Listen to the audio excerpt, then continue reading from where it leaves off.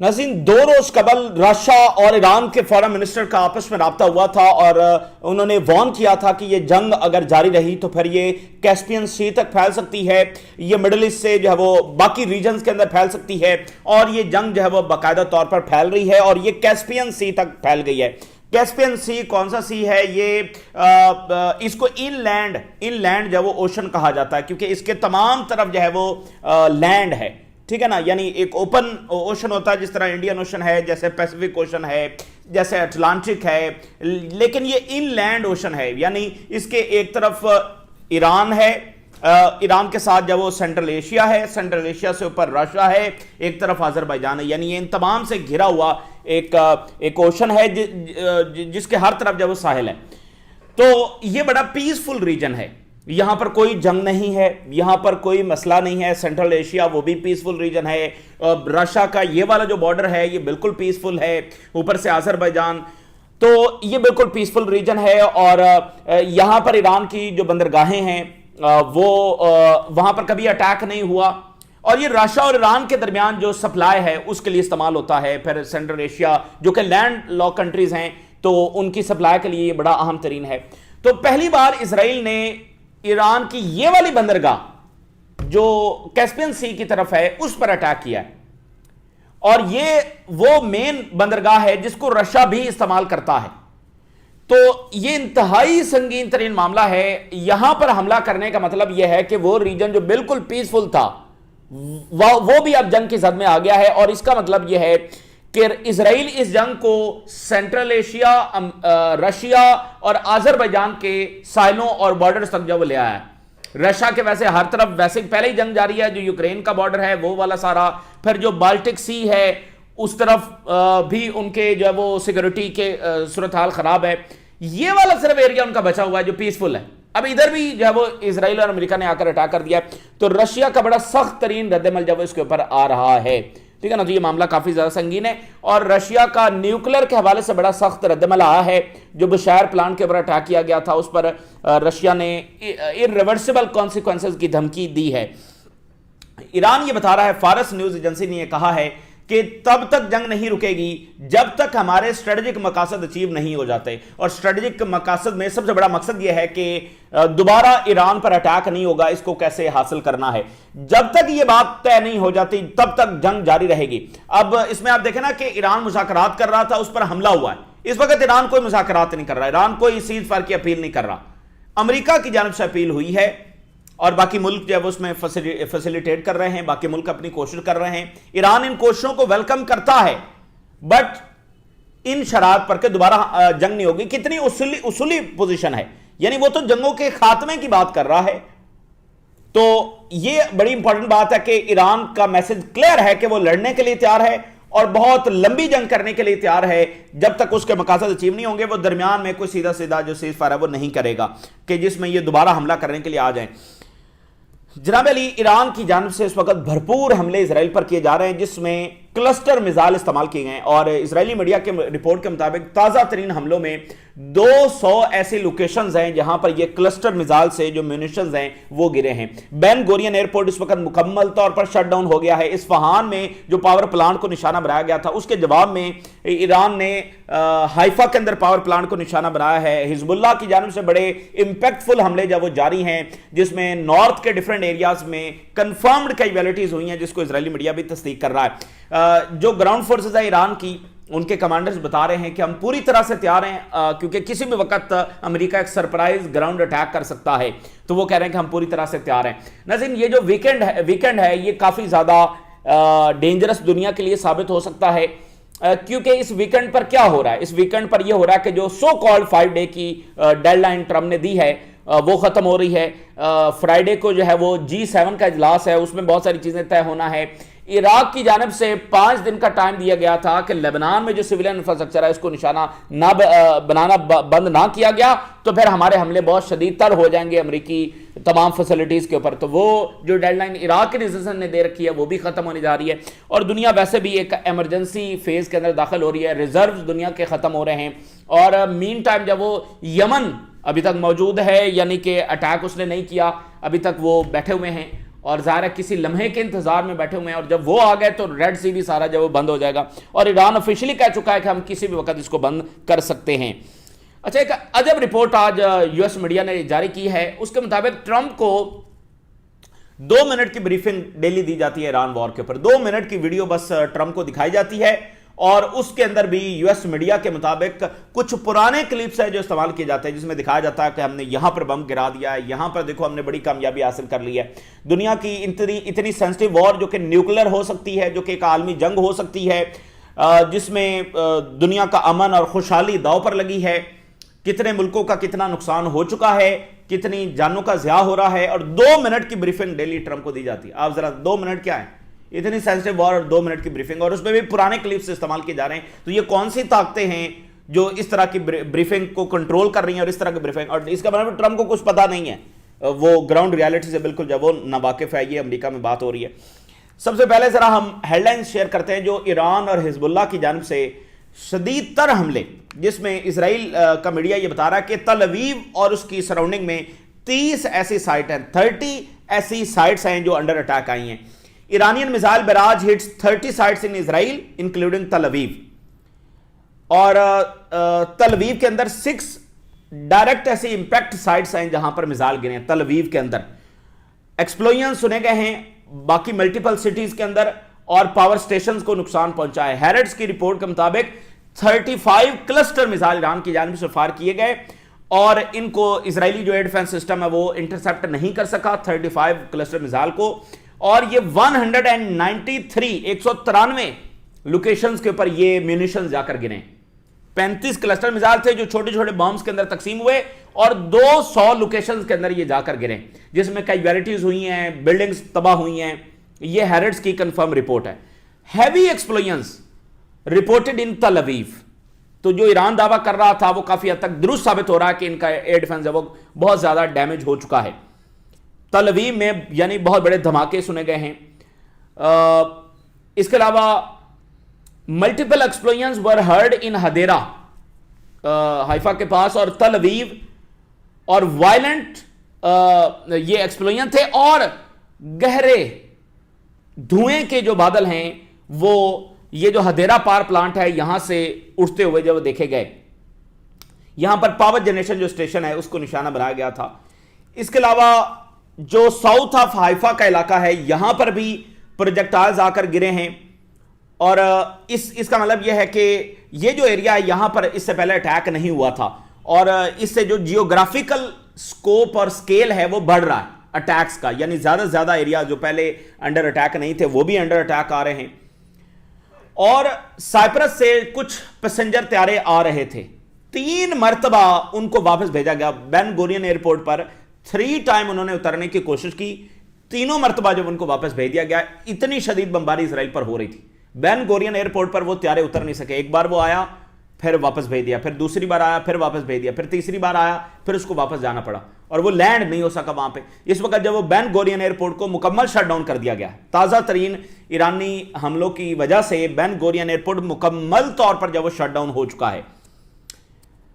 اچھا، اسی درمیان اسرائیلی میڈیا بتا رہا ہے کہ صدرن اسرائیل کے اندر شارپنلز جو وہ گرے ہیں، دمونا کے اندر ایک بار پھر سائرنز بج رہے ہیں۔ اچھا، دمونا سے یہ بھی ویڈیو سامنے آ رہی ہیں جس میں اسرائیلی سیٹلر جو ہیں وہ اپنے تباہ شدہ گھروں میں سے جو اپنی کچھ چیزیں وہ اٹھا رہے ہیں، یعنی یہ مناظر لبنان سے سامنے آتے ہیں، غزہ سے سامنے آتے ہیں، پہلی بار یہ اسرائیل سے بھی سامنے آ رہے ہیں۔ تو نجیب کے اندر راکٹس گرے ہیں جہاں پر ان کی ساری سینسٹیو سائٹس ہیں، اور اسی درمیان سیورل راکٹس جو ہیں وہ نیئر حیفا گرے ہیں، یہ چینل 14 بتا رہا ہے، اینڈ دیر آر کیجویلٹیز ہوئی ہیں۔ یہ اچھا، یہ حیفا کو ایران اور حزب اللہ دونوں ہٹ کر رہے ہیں، تو کوئی ایران کا گر رہا ہے مثال، کوئی حزب اللہ کے راکٹس گر رہے ہیں۔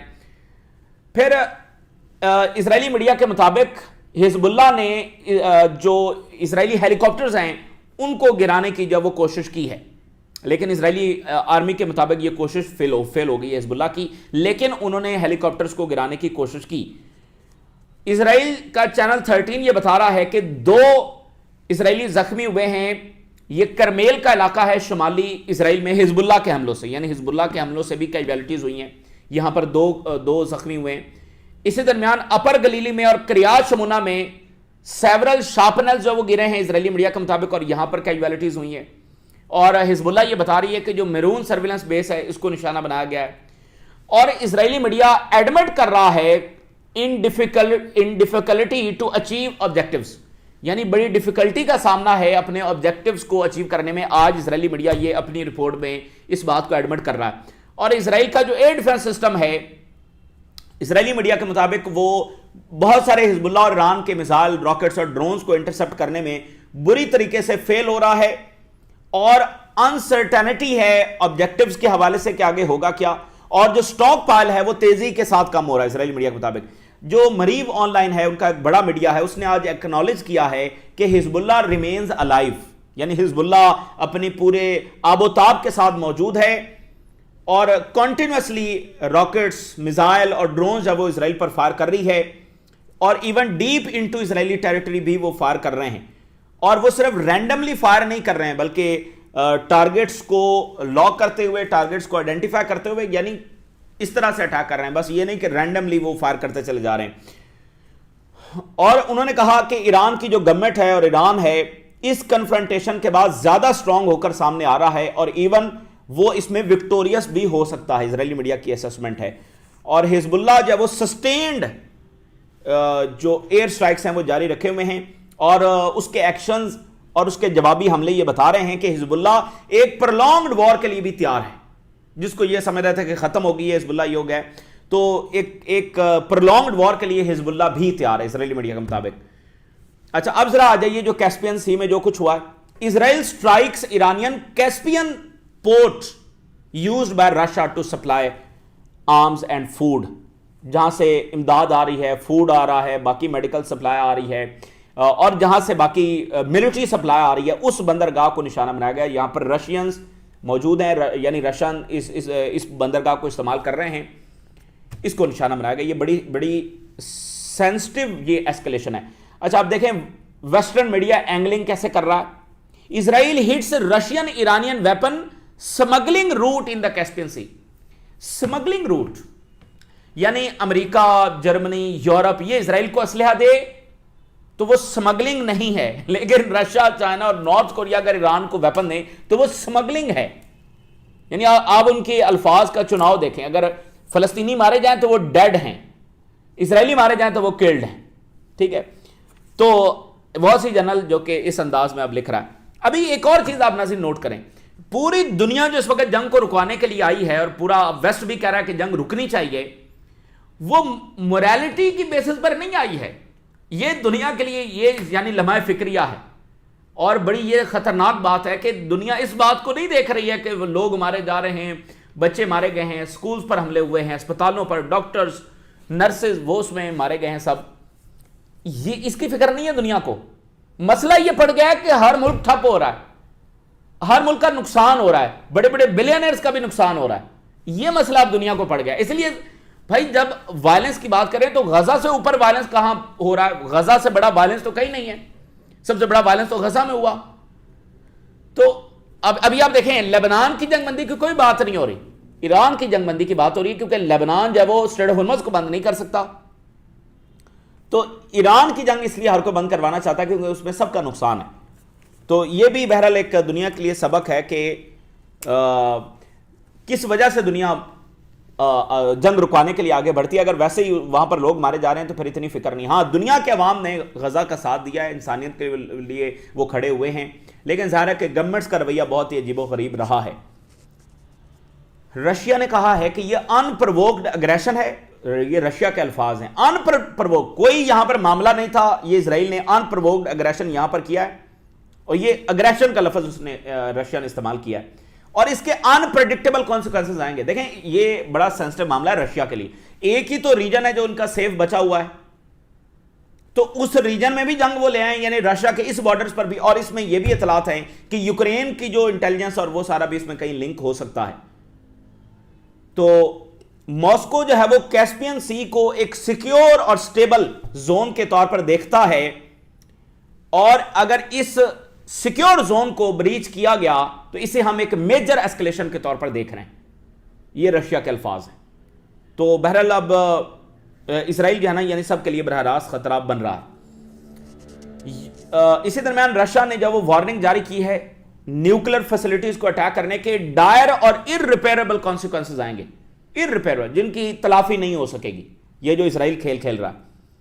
और रशिया ने कहा है कि हम अपनी जो नेबरिंग कंट्रीज हैं उनके हवाले से हमारी प्रायोरिटीज हैं कि हम उनको एनर्जी देंगे, पहले उनको देंगे फिर बाकी बाद में देखेंगे।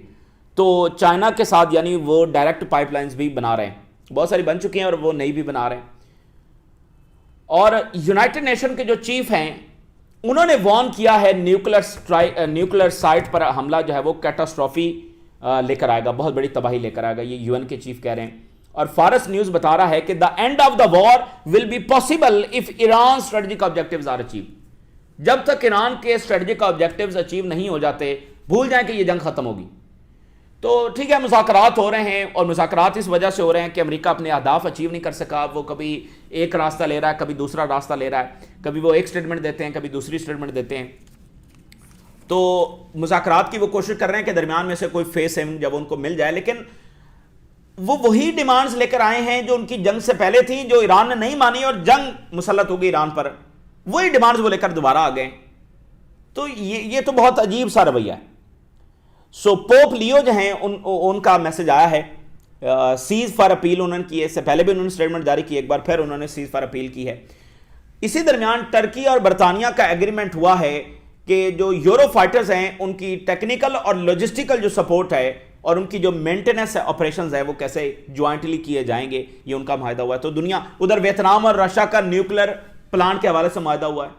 तो दुनिया यानी कि अपना देख रही है कि भाई यहां पर मामला तो ठीक नहीं है, कैसे मुल्कों को ट्रीट किया जा रहा है। एनबीसी अमेरिकी मीडिया ने रिपोर्ट किया है कि Trump gets a daily video montage briefing about the Iran war. Montage आप कहते हैं कि आप हाईलाइट्स इसको समझ लीजिए कि एक घंटे की वीडियो है, उसको आप मोन्टाज कह लें या हाईलाइट्स कह लें, कि आप थोड़ी थोड़ी आप उसको झलकियां आपको जब दिखाई जाती हैं। सो 2 मिनट का मोन्टाज दिखाया जाता है ट्रंप को डेली, 2 मिनट।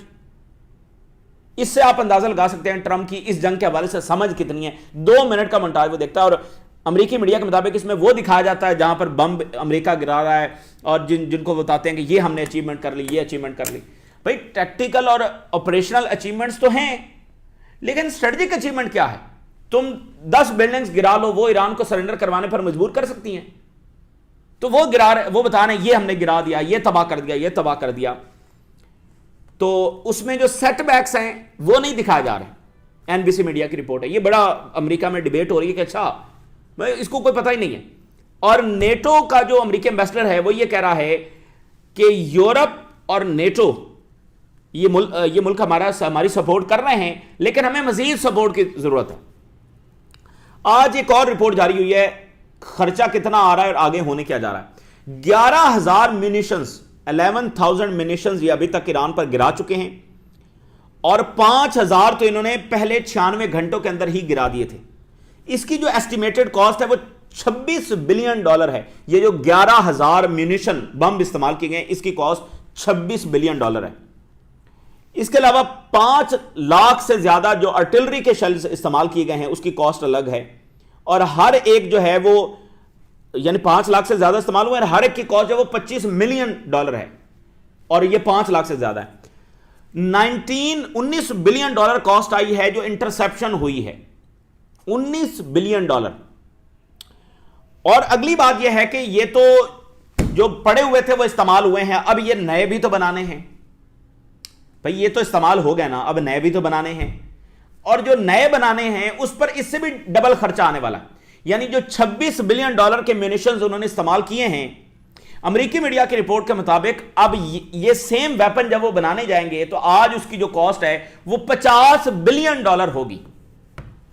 यानी 26 का खर्चा हो गया, अब वो दोबारा भी तो बनाना है ना, तो वही सेम म्यूनिशन बनाने का आज खर्चा $50 बिलियन है। तो ये कलेक्टिवली ये जंग जब वो hundreds of billions of dollars और ट्रिलियंस ऑफ डॉलर्स के अंदर इनको पड़ने वाली है, आप जरा अंदाजा करें। तो ईरान के जो ग्राउंड फोर्सेस के कमांडर हैं वो ये बता रहे हैं कि वी आर रेडी, और अगर कोई भी अटेम्प्ट होगी हमारे बॉर्डर्स के साथ तो उसका जब वो हार्श रिस्पॉन्स जब वो आएगा। आखिर में तेजी के साथ मैं एक रिपोर्ट आपके साथ शेयर करता हूं।